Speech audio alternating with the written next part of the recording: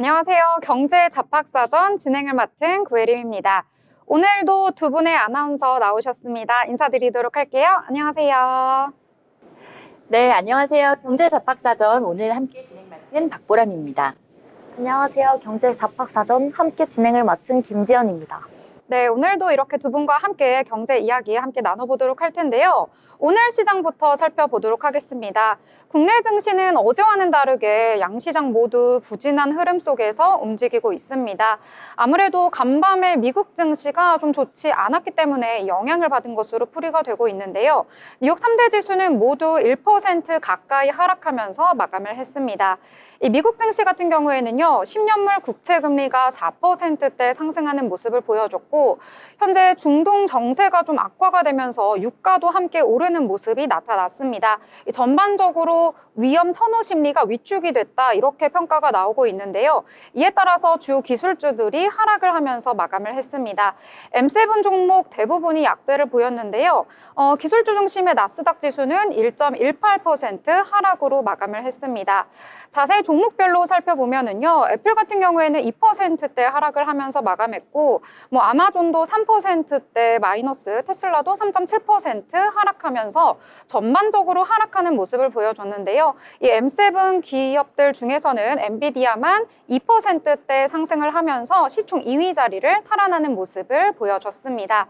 자, 이렇게 미증시는 전반적으로 좀 좋지 못했는데 국내 증시도 오늘 부진한 흐름이 나타나고 있는 이런 상황 속에서 보람 아나운서는 오늘 시장 어떻게 보고 계시나요? 네, 일단은 국장을 먼저 체크를 해볼게요. 아무래도 오늘 국장에 많은 분들이 최고로 관심을 많이 가지셨을 이슈, 이제 3전의 실적 발표였습니다. 그런데 정말 아쉽게도 이제 좀 예상을 했던 것보다 더 아래쪽 이제 어닝 쇼크가 나왔습니다. 그렇다 보니까 반도체가 밀리고요. 덧붙여서 반도체 소부장단까지 같이 좀 조정을 받고 있는 모습을 보여주고 있습니다. 그렇다 보니까 어제만 해도 이제 양시장이 빨간불을 켜줬는데 오늘은 다시 미끄러지는 모습을 보여주고 있고요. 그런데 반면 이제 옆나라 표정은 좀 다릅니다. 일단 국경절 연휴를 지나고 나서 상해 종합지수는 아예 출발부터 급등을 하면서 출발을 했거든요. 아무래도 수급이 또 좋은 쪽으로 쏠리다 보니까 또 우리 시장의 큰 종목인 반도체도 빠지고 수급도 빠지면서 시장이 좀 약한 모습을 계속해서 보여주고 있는 것 같아요. 일단 종목별 흐름을 보면은 삼전이 이제 약보합권을 지나고 있고 SK 하이닉스도 오늘은 3% 정도 좀 낙폭 키워가고 있습니다. 하이닉스도 이제 실적 발표를 앞두고 있습니다. 아직 조금은 남았고 이달 말에 실적 발표를 앞두고 있는데 참고로 예상치로는 이번에 정말 잘 나올 것이다. 2018년을 넘어서는 사상 최대 이익이 될 것이다. 라는 그런 전망치가 나오고 있습니다. 네, 언급해 주신 것처럼 사실 SK하이닉스 네. 엄청나게 여름에 진짜 고공행진했었잖아요. 네. 그런데 어느새 힘을 잃고 이렇게 주저앉으면서 현재 17만 원 선에서 움직이고 있는 것으로 보이고 있는데요. 그럼 이쯤에서 자세한 시황 한번 짚고 넘어가 보도록 하겠습니다. 김지영 캐스터가 소개해 주시죠. 네, 오늘의 시황 소개해드리겠습니다. 현재 시각 기준 코스피와 코스닥 모두 하락세를 이어가고 있는데요. 보다 자세히 살펴보겠습니다. 먼저 코스피 지수입니다. 코스피 지수 전일 대비 0.46% 하락한 2598.35포인트에 거래되고 있습니다. 다음으로 코스닥 지수입니다. 코스닥 지수 0.27% 하락한 778.89포인트에 거래되고 있습니다. 그 다음으로 수급 상황 살펴보겠습니다. 먼저 코스피 수급 상황입니다. 개인이 6,504억 원 순매수하고 있고 외국인과 기관이 모두 매도하고 있습니다. 외국인이 4,012억 원 매도하고 있고 기관은 2,766억 원 매도하고 있습니다. 다음으로 코스닥 수급 상황 살펴보겠습니다. 개인이 1,078억 원 매수하고 있는 반면에 외국인과 기관이 쌍끌이 순매도하고 있는 모습입니다. 외국인은 897억 원 순매도하고 8,388억 원 매도하고 있고 기관은 2,998억 원 매도하고 있는 모습입니다. 다음으로는 시가총액 상위 종목 살펴보겠습니다. 먼저 코스피 지수입니다. 먼저 코스피 상위 종목 살펴보겠습니다. 삼성전자는 전일 대비 1.15% 하락한 6만 원 선에서 지키고 있는데요. 삼성전자는 이날 매출은 최고치를 기록했지만 영업이익은 시장 기대치 10조 원의 수준을 밑도는 모습을 보여줬습니다. 그렇지만 앞으로의 근원적 경쟁력을 부원하겠다는 입장을 내놓아서 6만 원 선을 지키고 있는 모습입니다. SK하이닉스 또한 하락세를 유지하고 있고 등락률은 3%대로 하락하고 있습니다. LG에너지솔루션과 삼성바이오로직스는 상승세를 시현하고 있습니다. 나머지 현대차와 센트리온 또한 매도 하락세를 유지하고 있고 나머지 종목들도 네, 그렇습니다. 다음으로 코스닥 1위부터 10위 종목 살펴보겠습니다. RT오젠과 에코프로 에코프로 형제가 1%가량의 상승세를 보여주고 있습니다. HLB는 2.82% 하락하고 있고 엔캠과 리가바이오 등은 상승하고 있는 모습입니다. 네, 이상입니다. 네, 이렇게 시황 잘 짚어주셨습니다. 오늘 전반적으로 어제와는 좀 다른 양상이 보이는 것 같습니다. 현재 보면은 수급별로도 지금 코스피와 코스닥에서 모두 외국인과 기관이 계속해서 매도세를 보이고 있기 때문에 좀 지수의 하방 압력을 키워주는 것 같고요. 장이 개장하기 전에 삼성전자가 3분기 잠정 실적을 발표를 했는데 이 어닝 쇼크가 나오면서 전반적으로 지수에 악영향을 미치고 있다 이렇게 볼 수가 있겠습니다. 이 주가는 지난 9월부터 전날까지 총 18%가량 빠지면서 이 실적 부진이 주가에 계속해서 반영되고 있는 모습이다 이렇게 평가를 할 수가 있을 것 같은데요. 그럼 간단하게 오늘 장에서 좀 주목해보면 좋을 내용 한 번 더 짚어주실까요? 네, 오늘 장 이것저것 체크해볼 좀 굵직한 테마들이 많습니다. 그래서 지금 짧게 하나를 더 말씀을 드린다라면은 앞서서 지금 반도체 조정을 말씀을 드린 반면 좀 희비가 엇갈리는 종목, 그러니까 좀 우순 테마가 있다라고 한다면은 이제 제약주. 근데 그 가운데에서도 이제 좀 비만 치료제 쪽으로 좀 수급이 쏠리고 있다라고 보시면 될 것 같습니다. 일단은 하반기를 주도했던 테마가 제약바이오 테마이기도 한데요. 오늘은 제약바이오가 전체적으로 다 올랐다라기보다는 지금 앞서서 말씀드린 비만 치료제 쪽으로 계속해서 좀 그 수급이 몰리고 있는데 일단은 이슈가 하나가 있습니다. 우리가 이제 기적의 비만약이라고 불리는 그 노보 노디스크의 위고비가 이제 드디어 이달의 중순에 국내에 출시가 될 예정입니다.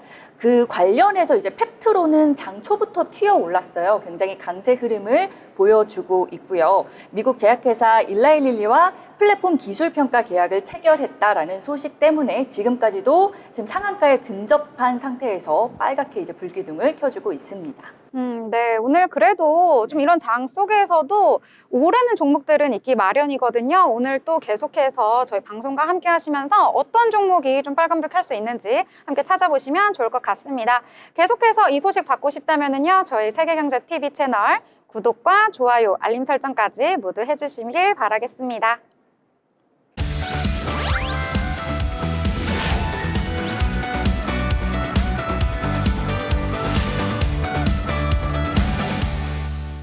네, 다음 순서는요, 편지혜 기자와 함께 오늘의 다양한 이슈를 짚어보는 모이슈 시간입니다. 편지혜 기자, 어서 오십시오. 네, 안녕하세요. 네, 자 그럼 첫 번째 소식부터 살펴보도록 하겠습니다.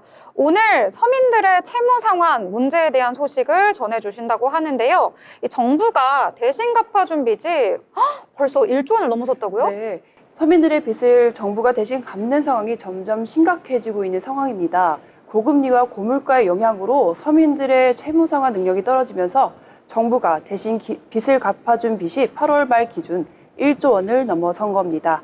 특히 햇살론 1호라는 정책 상품의 대위 변제액이 3,591억 원으로 가장 많았습니다. 대위 변제율, 즉 정부가 대신 갚는 비율이 25.3%에 달해 대출금 100만 원 중 약 25만 원을 정부가 떠안고 있는 상황인 것입니다. 정부가 꽤 많은 금액을 지금 부담하고 있는 이런 상황인데요. 대위 변제율 크게 올랐다는 소식인데 해마다 심각해지고 있는 상황인가요? 네, 맞습니다. 2020년 5.5%였던 햇살론 1호 대위 변제율이 올해 25.3%로 크게 올랐습니다. 이것은 서민들이 대출금을 갚지 못하는 비율이 계속 증가하고 있다는 의미인데요. 이외에도 저신용 근로자를 위한 근로자 햇살론의 대위 변제액이 3,398억 원, 해살론 뱅크는 2,453억 원으로 집계되기도 했습니다. 네. 그렇군요. 이 경제가 어렵다 이런 이야기가 계속 나오고 있는데 이 서민들의 상환 능력 계속해서 좀 저하가 되고 있는 상황이다 이렇게 볼 수가 있는데요. 다른 지표들도 좀 좋지가 않다고요. 네, 그렇습니다. 소액생계비 대출의 연체율도 8월 말 기준 26.9%로 급등했습니다. 이것은 대출금을 갚지 못하는 취약계층이 아주 급격하게 늘어나고 있다는 방증인데요. 이 대출은 대부업조차 이용하기 어려운 서민들이 이용하는 상품으로 연체 잔액만 2,063억 원에 달한다고 합니다. 오, 연체 잔액도 꽤 큰 걸 보니까요. 이 채무를 갚지 못하는 사람들이 계속해서 늘고 있을 것 같아요. 이 채무 조정 신청도 많이 늘고 있을 것 같은데요. 네, 지난해 채무조정 신청 건수는 18만 5천 건으로 역대 세 번째로 많았습니다. 또 채무 상환이 어려운 개인 사업자를 위한 개인 사업자 대출 119 프로그램도 상반기 지원 금액이 1조 5,414억 원에 달해 전년 대비 69% 이상 증가했습니다. 네, 경제도 어렵고 물가는 계속해서 오르고 정말 이 서민들의 빚 문제가 심각해지고 있는 만큼 이 정부와 금융권이 열심히 대책을 좀 찾아봐야 되지 않나 이런 생각이 드는 소식입니다. 다음 소식으로 넘어가 보도록 하죠. 네. 그 다음 이슈로 이제 넘어가 볼게요. 일단 오늘 주식시장의 트렌드, 앞서서 오프닝에서도 잠깐 말씀을 드렸지만 먹는 이제 비만 치료제, 위고비 이슈가 굉장히 핫합니다. 그래서 또 관련해서 오늘 또 이슈를 준비를 해주셨는데 아무래도 비만이라는 질병 자체도 또 글로벌적으로 많은 사람들이 관심을 갖고 있고 살을 빼면 사실 또 약간 예뻐지는 부분이 네. 있잖아요. 예뻐 보이잖아요. 그래서 약간 뷰티, 미용 이런 쪽으로 끊이지 않고 모두가 관심을 많이 갖고 있는 그런 주제입니다. 그 체중 감량 효과가 크지만 네. 그만큼 우리가 또 부작용으로도 커지고 있다라고 하는데 일단은 네. 그 전에 그 위고비라는 약이 좀 어떤 약인지 설명을 좀 해주신다면요.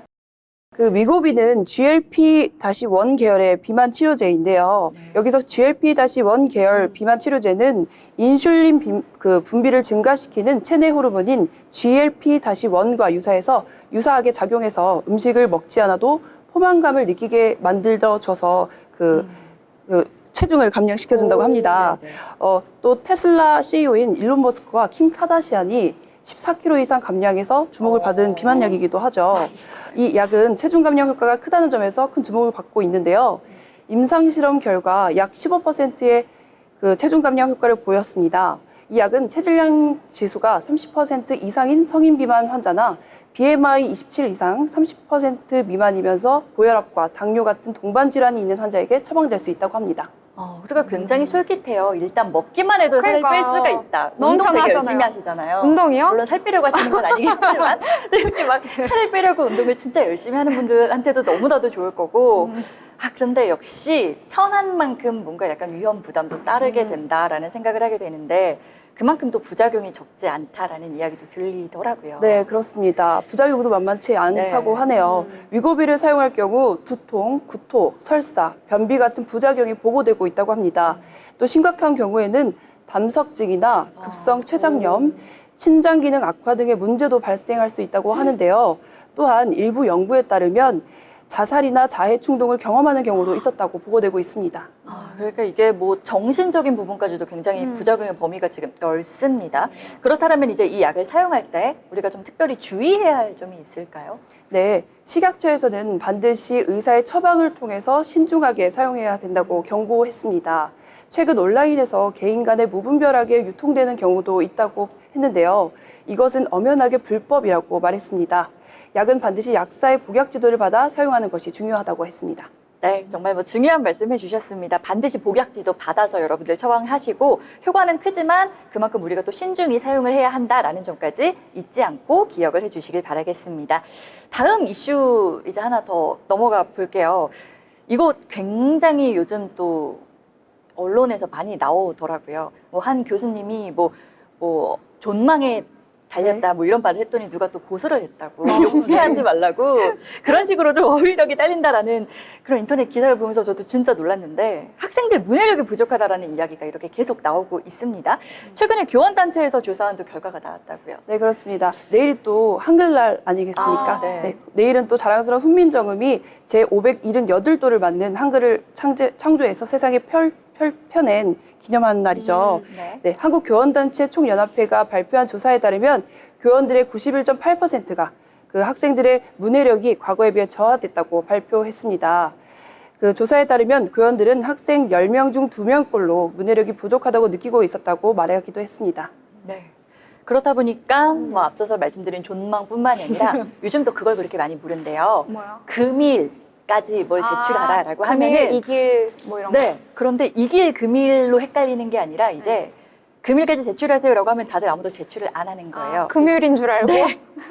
주후반까지 내라고 했는데 왜 아무도 안 내지? 약간 이런 식으로 금요일도 또 많이들 혼동을 한다라고 하더라고요. 그 문해력 부족이 좀 생각보다 이제 심각하다라는 거를 좀 여실히 느끼게 되는데 조금 더 이제 또 구체적인 사례들이 기자님이 네. 찾아오셨다고 하더라고요. 구체적인 사례를 좀 살펴보면요. 네. 그 말씀하신 것처럼 금요일로 착각하는 사례도 있었고요.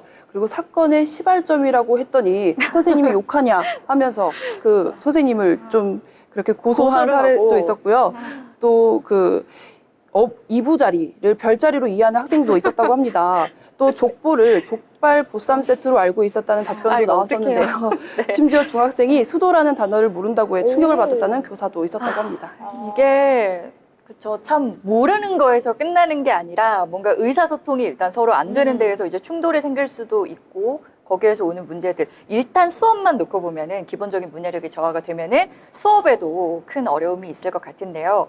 그러면은 좀 교사들은 어떤 대책을 좀 마련을 하고 계실까요? 네, 교원들은 그 문해력 개선을 위해 독서 활동 강화가 가장 필요하다고 답했습니다. 그 외에도 어휘 교육 강화, 디지털 기기 사용 습관 개선, 그리고 토론과 글쓰기를 통한 비판적 사고 교육의 필요성을 언급하기도 했습니다. 네, 이제 곧 또 한글날이기도 하잖아요. 우리가 그 문해력이 좀 떨어지는 거에 대해서 스스로 만약에 내가 좀 그렇다라고 한다면은 자각을 하고 이제부터라도 좀 책 많이 읽어야겠다. 그런 생각을 좀 해보셔야 될 것 같고 이렇게 지금 말씀을 드리는 거는 단순히 뭐 개인의 문제로 끝날 게 아니라 또 이런 부분을 국가적인 차원에서 해결책을 또 마련하면 어떨까 하는 생각까지도 해봅니다. 네, 오늘 말씀 감사합니다. 네, 감사합니다. 네, 이렇게 저희 모이슈까지 함께 해봤는데요. 계속해서 저희와 함께하고 싶으시다면 세계경제TV 채널 구독, 좋아요, 알림 설정까지 해주시길 바라겠습니다.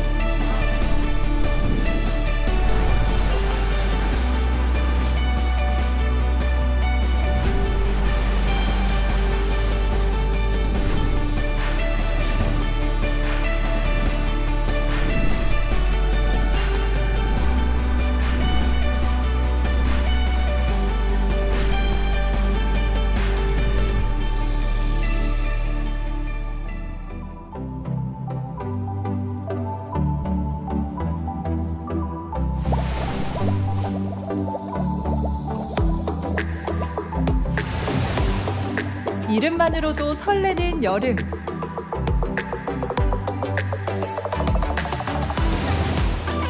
뜨거운 태양 아래 다채로운 화성. 마음을 녹이는 햇살을 만끽하다 보면 어느덧 만나게 되는 마법 같은 시간. 무더운 여름 시원한 힐링 타임.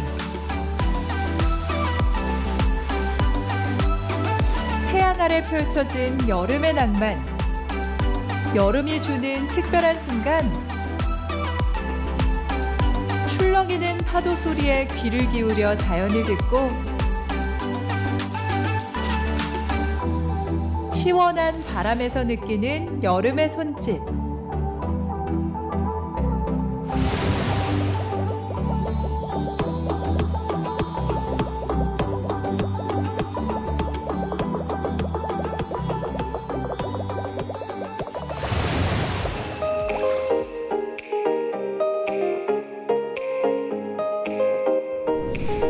마리나 테마 골목에 다채로운 여름을 지나 이곳 이곳에서 찾은 나만의 작은 쉼터.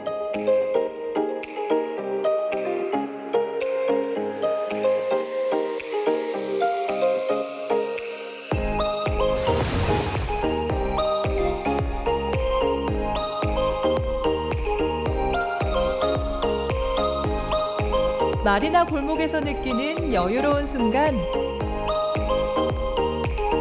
당신의 마음을 달래줄 달콤한 디저트. 한 잔에 담긴 작은 행복.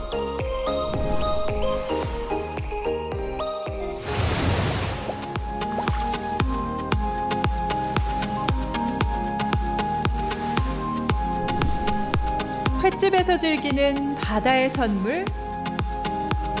신선함과 함께하는 전국항 수산물 센터. 바다의 맛을 그대로 담은 회 한 접시.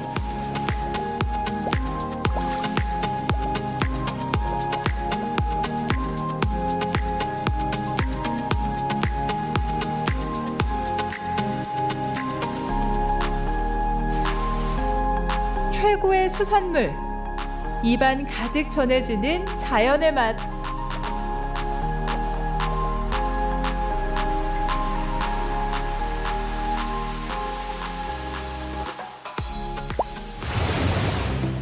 끝없이 넘실거리는 파도처럼 자유롭게 저 멀리 수평선 너머로 떠나는 여행. 바다의 깊이만큼 깊은 우리의 이야기.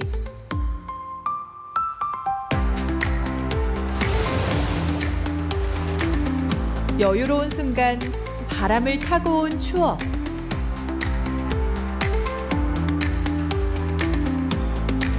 마음속에 잔잔히 머물길 바라봅니다.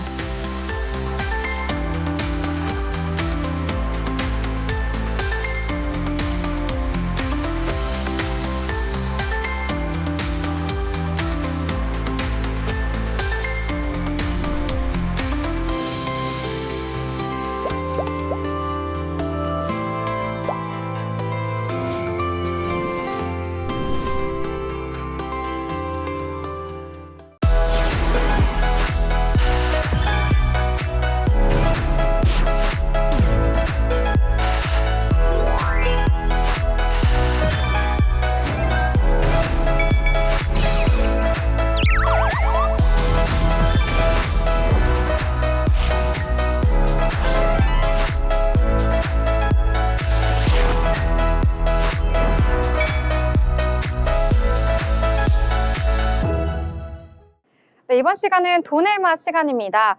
저희가요, 돈과 관련된 이야기를 함께 나눠보면서 거의 준고수답게 한번 토크해보는 시간인데요. 자, 오늘 장의 이야기 또 한번 나눠볼까 합니다. 오늘 장에서는 뭐 여러 가지 종목군들이 있었는데 오늘 주목할 만한 테마 어떤 것이 있을지 한번 보람 아나운서가 하나 얘기해 주시죠. 네, 일단은 그 국제적인 이제 이슈에서 지정학적 리스크가 여전히 계속이 되고 있습니다. 사실은 슬픈 호황이라고 봐야 되는 게 맞는 것 같아요. 이렇게 중동 그 전쟁, 그 지정학적 리스크 때문에 우리 주가는 오히려 좀 영향을 받아서 오르기도 하는 그런 종목들이 있거든요. 일단은 정유주, 국제유가가 연일 오름세이다 보니까 국내 정유주들이 오늘 또 한 번 상승 탄력을 받아서 이제 S-오일이라든지 흥구석유 같은 종목들이 오름세를 보이고 있습니다. 일단 그 증권가에서는 중동 분쟁이 글로벌 증시에 영향을 조금 더 지속해서 줄 것이다라는 분석들이 좀 지배적인 것 같아요. 당장 저번 주말에만 해도 계속해서 뉴스가 뭐 전해지고 뭐 재보복에 대비해서 이란군 뭐 경계태세에 최고 경계태세에 돌입했다라는 이야기도 들리고 계속해서 좀 긴박한 상황들이 전해지고 있습니다. 가자 전쟁이 발발한 지 어느덧 또 1년이 좀 넘었는데 세계 곳곳에서는 또 유혈 사태를 종식하라는 대규모 시위가 이어지기도 합니다. 네. 네. 정유주 요즘에 좀 핫한 종목이어서요. 뭐 흥구석유 같은 경우에도 계속해서 상승하는 흐름 나타나고 있거든요. 그래서 좀 정유주에서 지금 들어가 봐도 될지 이런 자리를 탐색하시는 분들도 많으시더라고요. 그래서 이 부분도 한번 체크해 보면 좋을 것 같다 이런 생각이 드는데 또 지연 아나운서는 어떤 테마에 또 주목해 보셨나요? 네. 오늘 냉각 시스템 관련주가 또 강한 흐름을 보이고 있는데요. 간밤 미 증시에서 슈퍼 마이크로 컴퓨터가 핵심 제품인 액체 냉각 시스템을 도입해서 AI 서버에 대한 수요가 예상보다 건조하다고 밝혀 급등한 바 있는데요.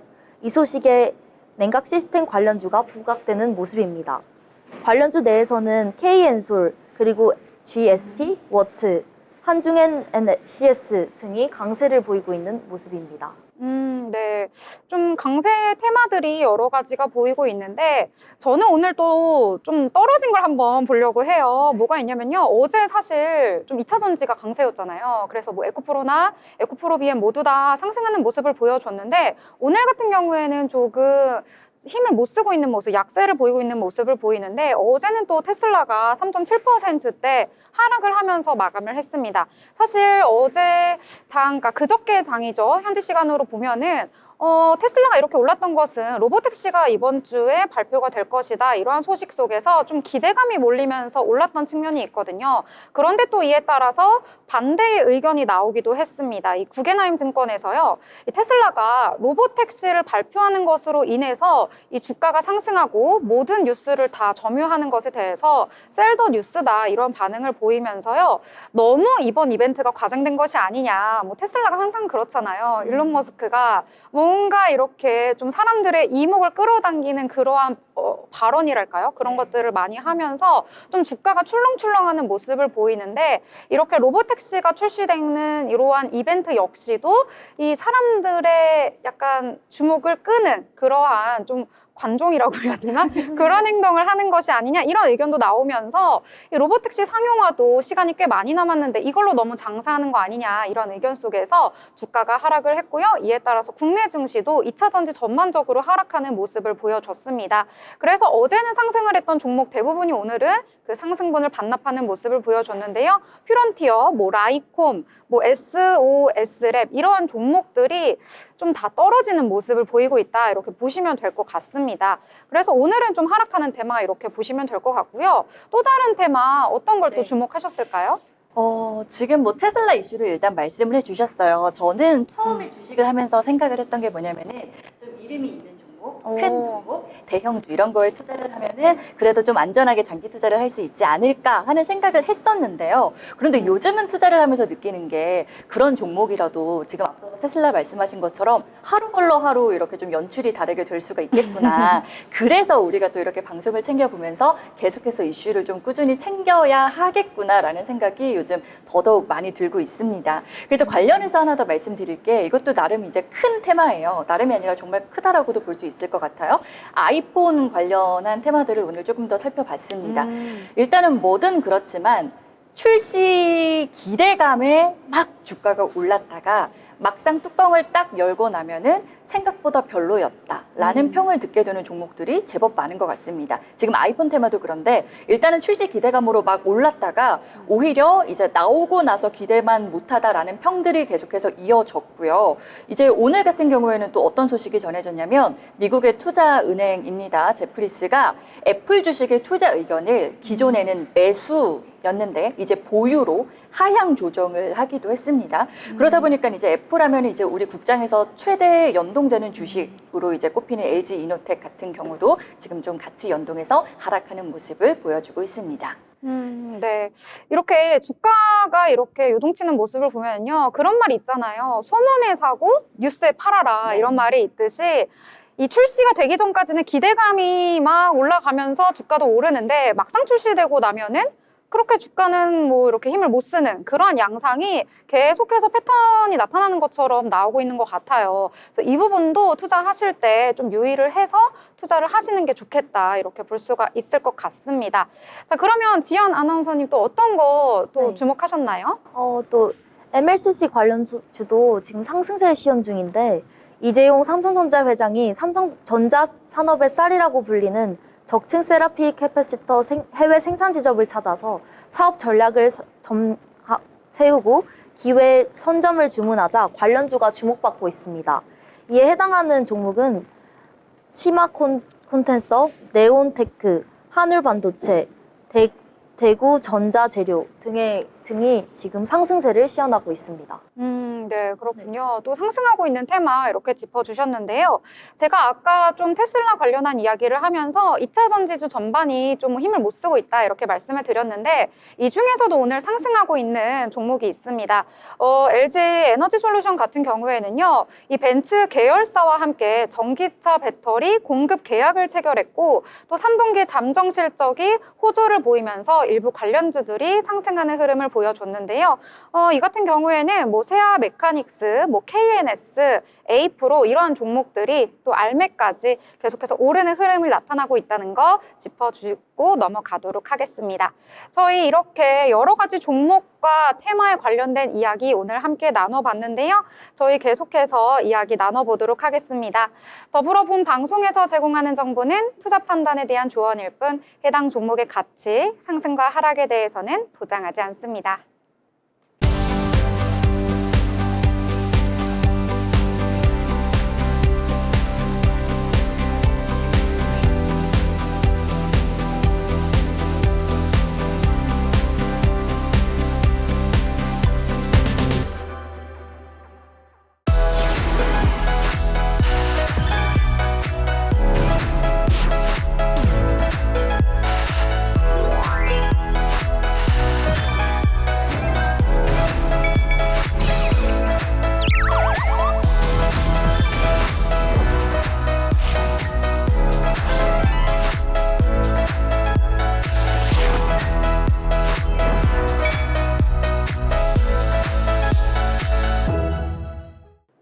네, 이번 시간에는요, 이재규 기자와 함께 다양한 건설, 부동산 이슈를 짚어보는 마켓 트렌드 시간입니다. 이재규 기자님, 어서 오세요.